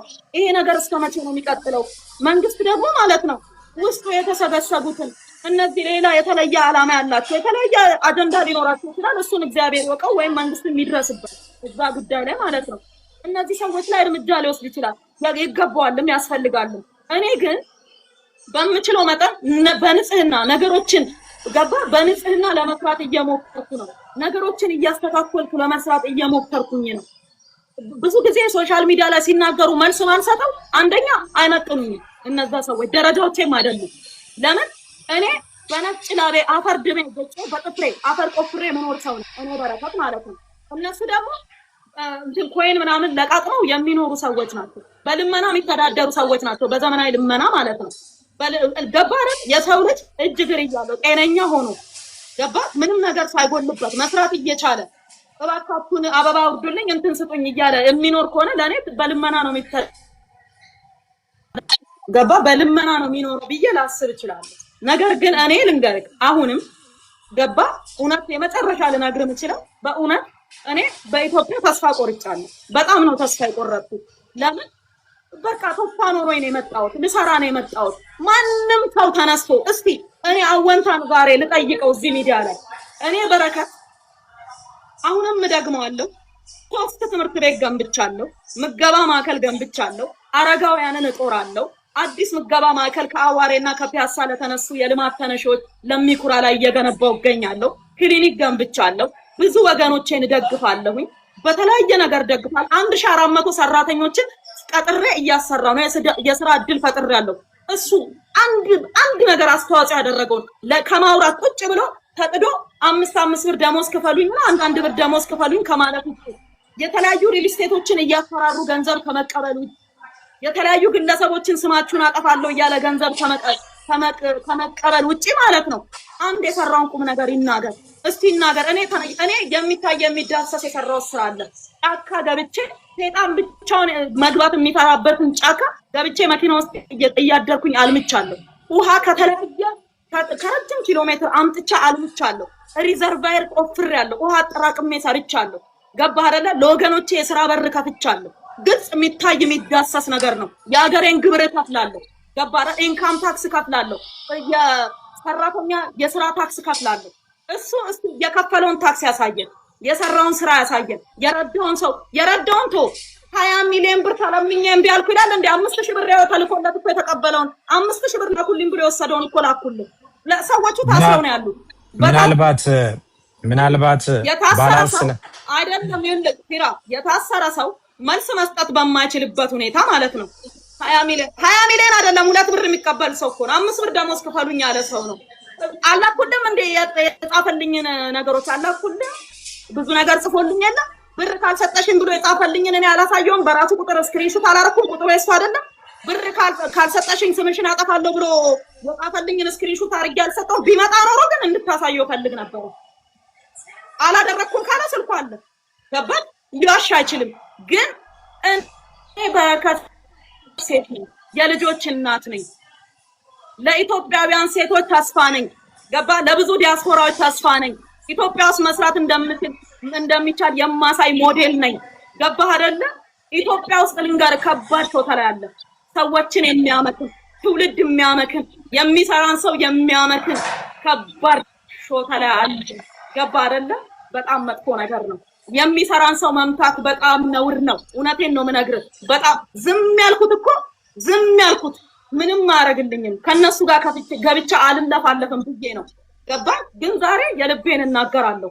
በረከት እኔ ማለት ነው ለሀገር፣ ለልጆቼ፣ ለቤተሰቦቼ ክብር የሆንኩኝ ኩራት የሆንኩኝ ገባ ካደለ ራሴን እንደ አድዋ አርበኛ ነው የምቆጥረው። አድዋ ላይ እንደተፋለሙት አርበኞች ነው ራሴን የምቆጥረው። አሁንም ልንገርህ፣ አዎ አዝኛለሁ። አዎ በሀገሬ ተስፋ ቆርጫለሁ። አዎ የሚደረግም የማይደረግም ነገር ተደርጎብኛል። ልንገርህ ተደርጎብኛል። ብዙ ሰዎች በነገራችን ላይ ስለ እናቴ እየደጋገሙ ይጽፋሉ። እማዬና እኔ ይቅር ለእግዚአብሔር ተባብለን ሶሻል ሚዲያ ላይ ስላልመጣን ነው። እማዬና እኔ ይቅር ለእግዚአብሔር ተባብለን ሆስፒታልም እያለው አብራኝ የነበረችው እማዬ ነች። ገባክ? እናቴ ነች የነበረችው። በጣም ሰላም ነን፣ እግዚአብሔር ይመስገን። ሌላ ቀን ደግሞ አይዣ ትመጣለች ራሷ ማለት ነው። ስላልፈለገች ነው ሚዲያን እንጂ ብትፈልግ አመጣታለሁ እማዬን። ስለዛ ምንም አይነት ግጭት የለብንም፣ ምንም አይነት ችግር የለብንም። ቤተሰባችን ሰላም ነው። እማዬም ሰላም ነች፣ ምንም ችግር የለባትም። እግዚአብሔር ይመስገን። ሶሻል ሚዲያ ላይ ተፋቀርን አብረነን ብለን ማሳየት ስላልፈለግን አልፈልግም ማለች መብቷ ነው፣ እሷ ደግሞ ማለት ነው። ስለዛ ከእናቴ ጋር ከእናትሽ ጋር ከእናቴ ለእናቴ እኔ ነው የምቀርባት ከእናንተ በላይ ለእኔ ነው እናትነቷ። በአንድ ወቅት ተጋጨን፣ እግዚአብሔር ይመስገን ታረቀን፣ ሰላም ነን፣ ፍቅር ነን። ቤታችን እውነቴን ነው ፍቅራችን ሰላማችን እንደ ወንዝ እየፈሰሰ ነው ያለው። ስለዛ ብዙም አትናደዱ፣ ሰላም ነን፣ እግዚአብሔር ይመስገን። ቀጥሎ ደግሞ ማለት ነው የሆነ ሰው መጥቶ ሊቀርብ ነበረ ሰነድ ሊያውቅ ይኸው ዛሬ መጥቻለሁ ቀጥሬሃለሁ አወንታ መጥተህ መግለጽ ነበረብህ። መጥተህ እኔ ሰነድ አምጥቼ ሞግትክ ነበረ። አንተ ግን አንድ ሰነድ የለህም፣ እየተከፈለ እየመጣ ስለኔ ትለፈልፋለህ። እስቲ እንደ ሰው ሰርተህ ብላ። አንዴ ኦዲተር ነኝ ትላለህ፣ አንዴ ኮሚሽነር ነኝ ትላለህ፣ አንዴ ኮነሬል ነኝ ትላለህ። ምንም አይደለህም። በቃ አልተማርክም። ምንም ማለት አይደለም። እየለፈለፍክ ነው የምትበላው። እግዚአብሔር ከፍቶልሃል። በቃ የተከፈተልህን ብላ። በቃ ተፈቅዶልሃል። ችግር የለም። የኢትዮጵያ ሕዝብ መስኪን ነው። ለለማኙም ለምኑም ይሰጣል።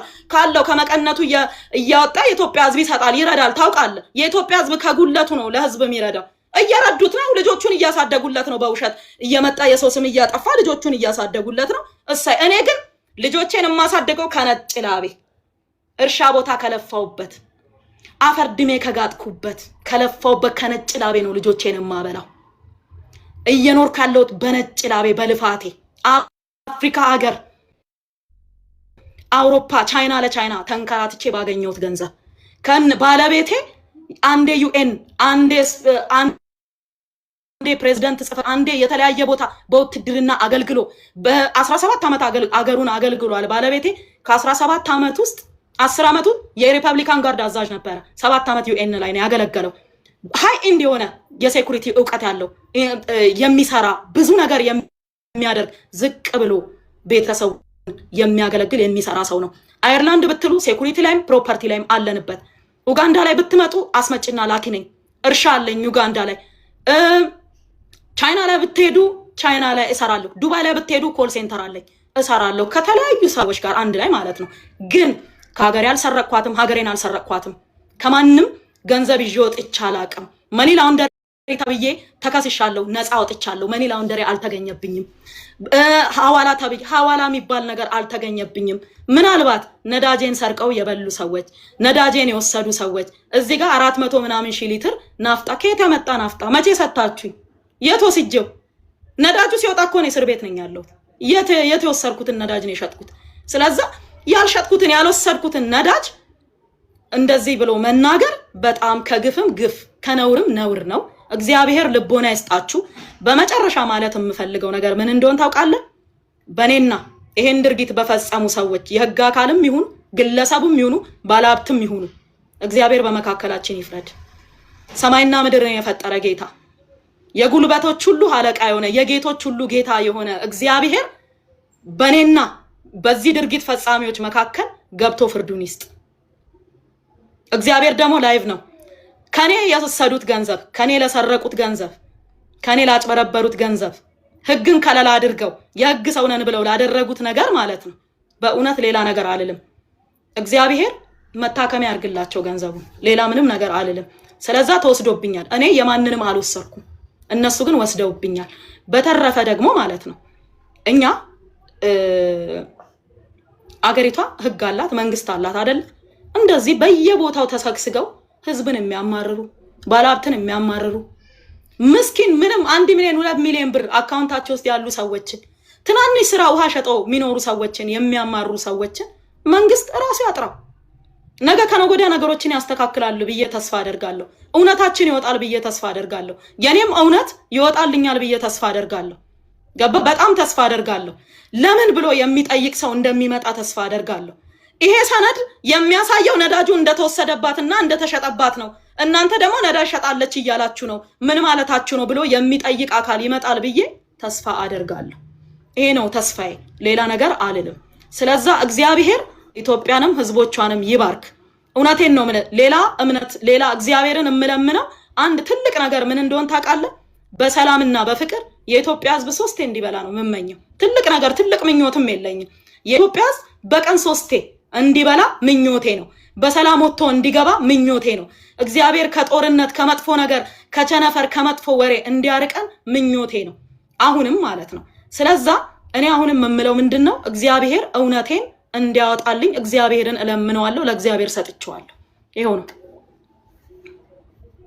እግዚአብሔርን ማምን ሰው ነኝ። በእግዚአብሔር ላይ መተገብ እሱ ጥሩ ነው። የእምነት ሰው መሆንና ለእግዚአብሔር መስጠት የተፈጥሮም ግዴታ ነው፣ ባህላችንም ነው። ሀገራችንም በብዛት ሰፊ ህዝብ እግዚአብሔርን ያምናል። ሁላችንም እግዚአብሔርን እናምናል። ነገር ግን አንድ ያልገባኝ ጥያቄ አለ። በአንድ ወቅት ማንሳት ስላለብኝ ነው። የተከበሩት ክቡር ጠቅላይ ሚኒስትሩ መጽሐፍ ሲያሳትሙ 50,000 ዩሮ ባለሳሳት ዜና ላይ የሰማሁት ነው። የመጽሐፍ ግዢ እንዳካሄድ ያሳያል። ሁለተኛ ከተለያዩ ከክልል ባለስልጣናት ከተለያዩ ባለስልጣናት ጋር በስራ ጉዳይ ይገናኙ ሶሻል ሚዲያ ላይ ብዙ ፎቶዎች አንዳንድ ግለሰቦች ከባለስልጣን ጋር የተነሳሽውን ፎቶ እያደረጉ ታስፈራራለች፣ በገንዘቧ ታስፈራራናለች የሚል እድምታ ያለው ንግግር ሲናገሩ ይታያል። ግን ፌደራል ፖሊስ ለሀገር እንግዲህ ጠቅላይ ሚኒስትሩ እሳቸው መጽሐፍ ሲያሳትሙ ይሄን ሁሉ አይ ቲንክ የመጀመሪያዋ ኢትዮጵያ ትመስኛለች 50,000 ዩሮ ስታደርጊ እና ይሄን ሁሉ እያዩ እንዴት 8 ሚሊዮን ብር የሚገመት የነዳጅ ጥያቄ ሊያቀርቡ ቻሉ? ሁለተኛ ላነሳ የምፈልገው ጥያቄ አዎንታ በርሲሳ ብዙዎች እዚህ ጋር እየጻፉ ስለሆነ እሱን ጥያቄ መጠየቅ ያለብን ራሱ የከሰሰኝን አካል ነው። ኦኬ ነው እዚሁ ለህዝቡ ይለቀቅና ህዝቡ ደግሞ ይጠይቃቸው። መጽሐፉ ክቡር ጠቅላይ ሚኒስቴራችን መጽሐፉን ለምን ሸጡ፣ እንዴት ተሸጠ፣ አላማው ምንድነው ካልከኝ ላስረዳ እችላለሁ። ኦኬ ገባል አይደለ? አዎ መጽሐፍ መደመር መጽሐፍ ታትሞ ለገበያ ቀርቧል። ለገበያ ሲቀርብ የመጀመሪያው መጽሐፍ ኦሮሚያ ክልል ላይ የሶፍ ዑመር ዋሻን ለመገንባት እና ባሌ ማውንቴንን ለማደስ ለመገንባት የሽያጩ ገንዘብ እንዲውል ለኦሮሚያ ክልል ተሰጠ። ለኦሮሚያ ክልል ተሰጠ። ጠቅላይ ሚኒስቴሩ ጋር ምንም አይነት ገንዘብ እንዳይሄድ ሙሉ ለሙሉ የመጽሐፉ ሽያጭ ኦሮሚያን በተመለከተ ለሶፍ ዑመር ዋሻ ማደሻ የተለያዩ እንደ ቱር ድርጅት እንግዲህ እንደነገርኩ ኢትዮጵያ ቱር ኦፕሬሽን የኔ ነው። እንደ ቱር ድርጅት ያንን እዛ ጋር ሶፍ ዑመር ዋሻ ሊታደስ ነው፣ ሶፍ ዑመር ዋሻ እንደ አዲስ ሊገነባ ነው፣ ሆቴል ሊሰራ ነው፣ ቱሪስቶች ማረፊያ ሊሰራላቸው ነው ሲባል ደስተኛ ነኝ። ለዛ ደግሞ አዋጥቻለሁ። መጽሐፉ አይደለም የተሸጠው፣ በመጽሐፉ ስም ሶፍ ዑመር ዋሻ ነው የታደሰበት። አንድ በል ወደ አፋር ክልል ስንመጣ አፋር ክልል መጽሐፉ ሲሰጥ ጠቅላይ ሚኒስትራችን ለአፋር ክልል የሚገባውን ኮታ መጽሐፋቸውን ሲሰጡ ማለት ነው የአሊሚራ አንፍሬ የድሮ ፕሬዝዳንት ናቸው ንጉሳቸው የሳቸው ቤተመንግስት እንዲገነባ በስጦታ ተበረከተ ለአፋር ክልል ማለት ነው።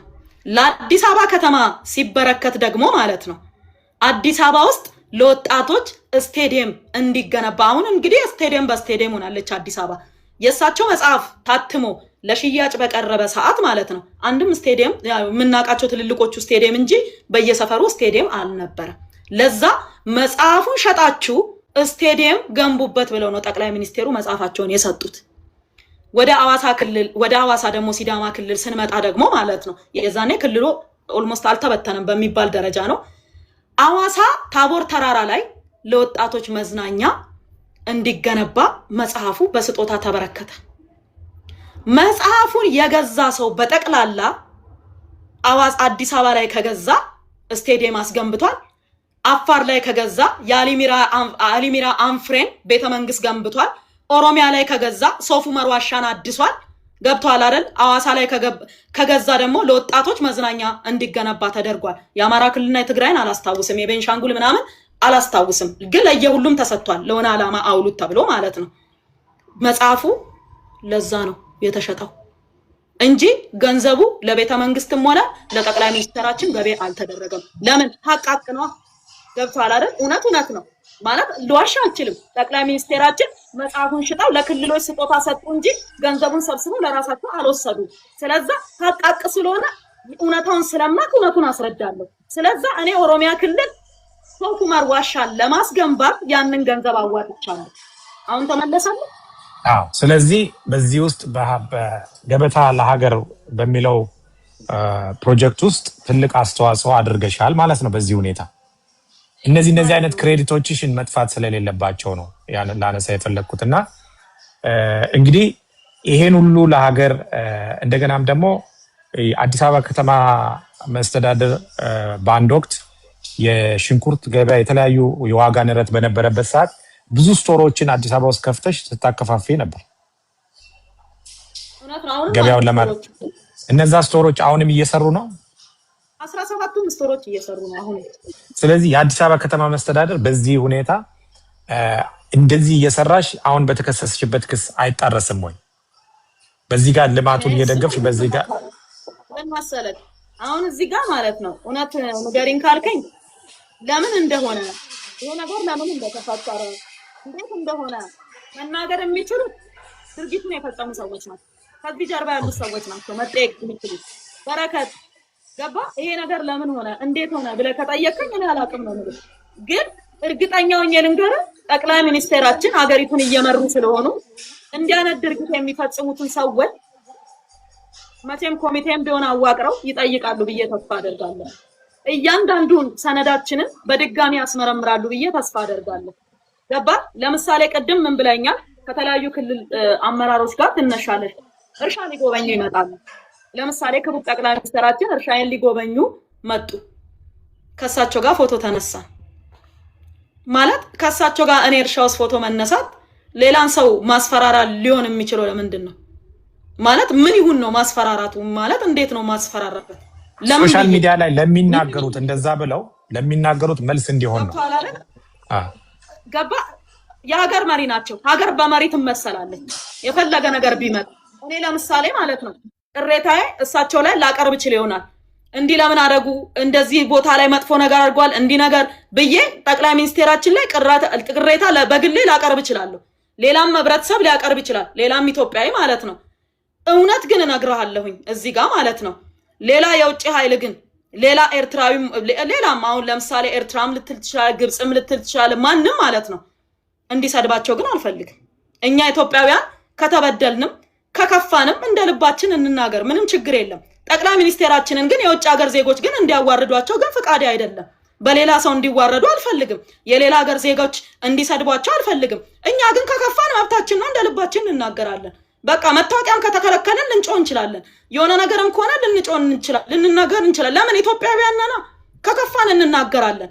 ግን የሌላ ሀገር ዜጎች ግን ሌላ ማይመለከታቸው ሰው ስለኛ ማይመለከታቸው የውጭ ሀገር ሰዎች ግን ጠቅላይ ሚኒስቴራችንን እንዲያዋርዱ ዝቅ እንዲያደርጓቸው ኢቨን ኢፍ ማለት ነው በፈለገ ደረጃ ልፈለግ ነገ ተከራክሬ ገባ ጥፋተኛ አልተባልኩም እኮ ወንጀለኛ አልተባልኩም፣ ተጠርጣሪ ነው የተባልኩት አይደል? በተጠረጠርኩበት ተከራክሬ ነፃ ወጣለሁኝ እኮ ችግር የለውም። ማንም ሰው እንዲረዳኝ አልፈልግም። ማንም ሰው እንዲያጋጥመኝ እንትን እንዲለኝ ሰፖርት እንዲያረገኝ ምንም እንዲያረገኝ አልፈልግም። በራሴ መንገድ ነፃ ወጣለሁ። ነገር ግን ሀቅ ነች፣ እውነት ነች። ከከፋኝ እናገራለሁ፣ ከደበረኝ እናገራለሁ፣ የምንም ካላ እናገራለሁኝ። ግን እምነግር ነገር ምንድነው? አዎ ሲከፋን እንናገራለን፣ እንሳደባለን፣ እንጫዋለን፣ የተለያየ ነገር እንላለን። ይሄ መብታችን ነው። እንደ ኢትዮጵያ በቃ የፈለግነው ሰው ላይ ልንነጋገር እንችላለን። ግን አንድ ሰው እርሻ መጥቶ ሲጎበኝ አብረው ፎቶ ተነሳ ማለት ሌላ ሰው ማስፈራሪያ ለምን እንደሚሆን አልገባኝም። ምን ማለት እንደሆነ ራሱ አይገባኝም። ለምን እኔ በረከት በጣም የፍቅር ሰው ነኝ። ከማንም ሰው ጋር መኖር ሰው ነኝ። ልንገርህ ከማንም ሰው ጋር ዝቅ ብዬ መኖር እችላለሁ። ምግብ የምመርጥ ሰው አይደለሁም። እንደ ድመት ያገኘሁትን ነው የምበላው።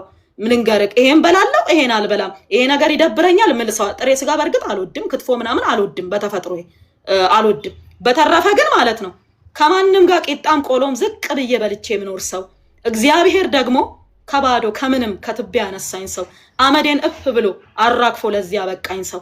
ገባ? የእግዚአብሔር ውለታ አለብኝ። ከነበርኩበት ጫካ ከነበርኩበት ቦታ እጄን ይዞ እዚህ ጋር ያደረሰኝ ነኝ። ስለዛ እግዚአብሔርን አምነዋለሁ። በሰው ላይ አልታበይም፣ አልኩራራም።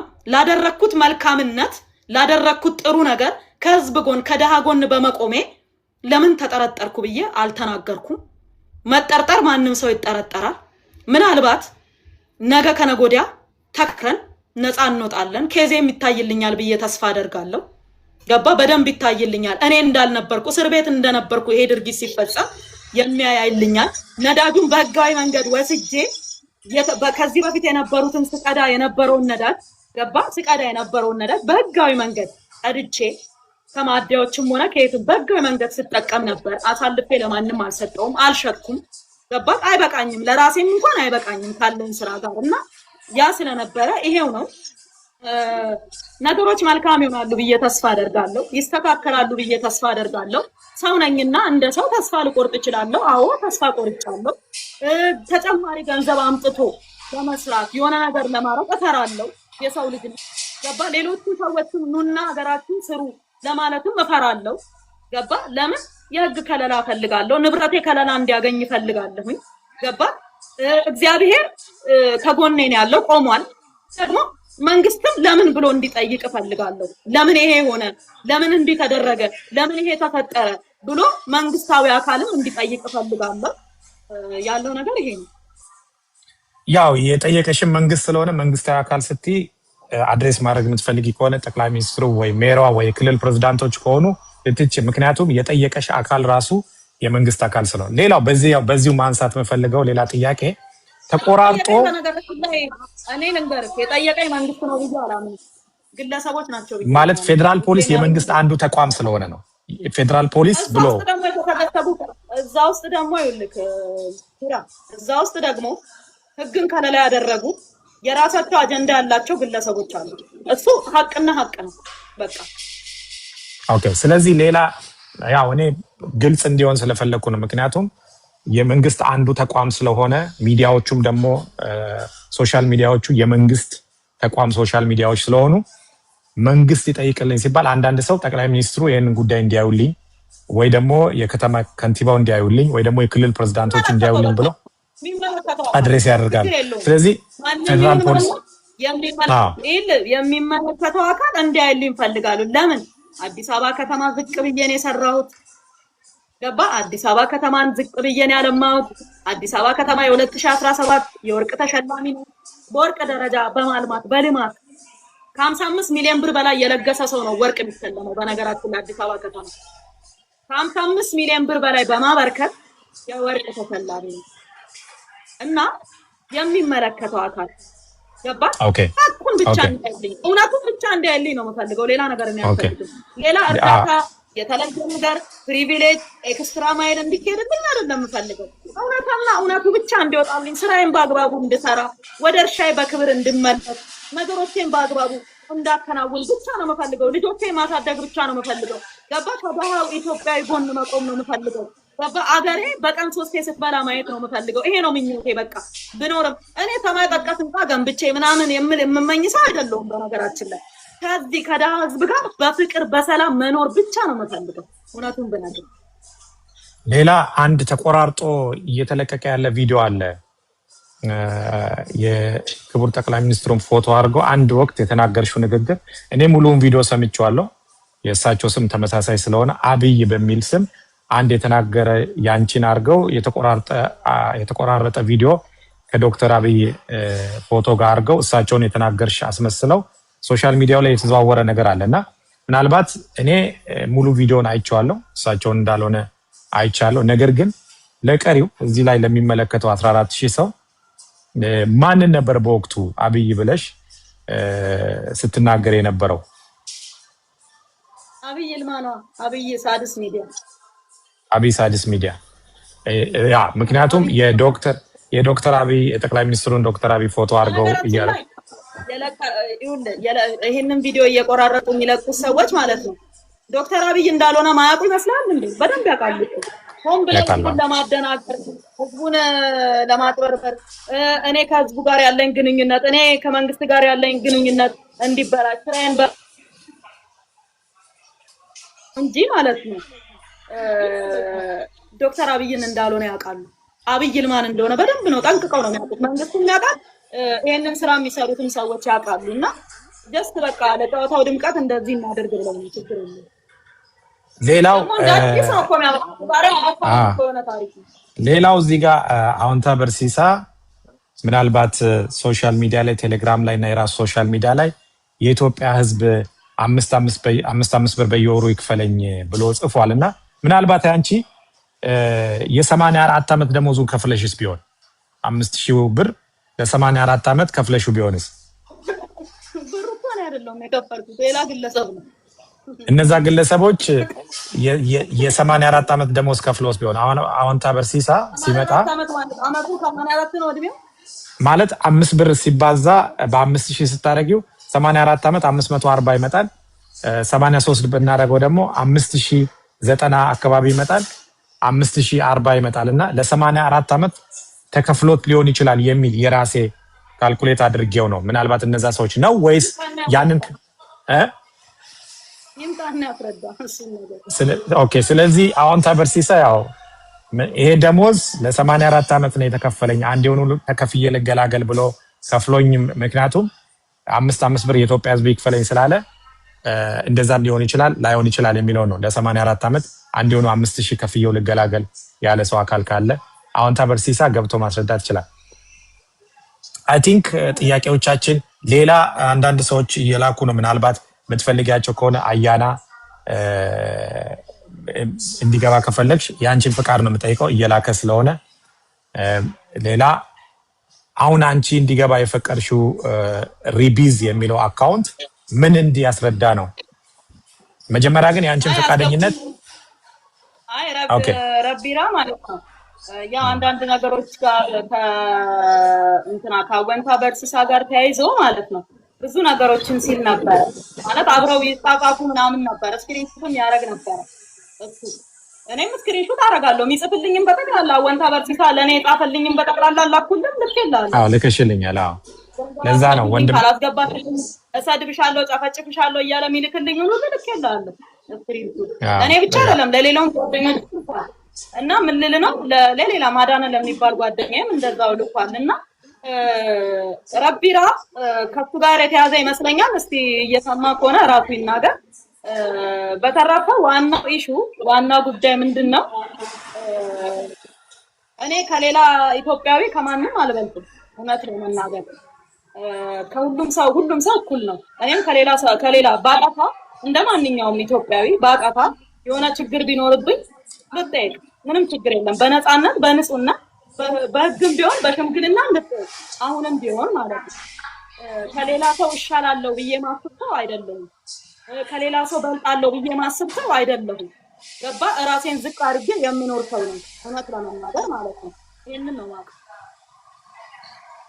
ኦኬ አንቺ ቀረ የምትይው ነገር ከሌለ ወይ ደግሞ አሁን ፌደራል ፖሊስ ወንትድ ብሎ አውጥቶብሻል፣ አንቺ ግን ምንም አይነት ክስ አልደረሰኝም ብለሻል። የክስ ጉዳዮችም ደግሞ ፌደራል ፖሊስን የክስ ጥያቄ አቅርበሻል ለፌደራል ፖሊስ።